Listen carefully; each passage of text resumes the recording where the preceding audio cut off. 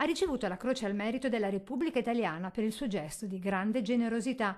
A ricevere l'onorificenza Fabio Caramel, 27 anni, di Marcon, il giocatore dello Spinea Calcio che ad aprile scorso ha scelto di non giocare la partita di stagione contro la squadra capolista per andare a donare il midollo spinale ad una donna malata. L'ho fatto essenzialmente per un dovere mio, per una mia volontà di fare questo gesto. Fabio ha testimoniato in prima persona il valore e la responsabilità della scelta della donazione. Queste le parole di encomio del Presidente della Repubblica, Sergio Mattarella, con Fabio che ricorda quanto sia semplice il gesto della donazione, considerata anche l'equipe medica che segue il percorso passo dopo passo. Sei seguito da un'equipe, da professionisti, quindi io ho dato la mia disponibilità e sono andato a fare questa donazione. Fabio non è nuovo ad atti di questo tipo, la sua sensibilità lo ha spinto infatti da tempo a fondare un'associazione a sostegno delle persone con disabilità. La nostra associazione si chiama Uguale, col simbolo del diverso, per far capire subito in che ambito operiamo.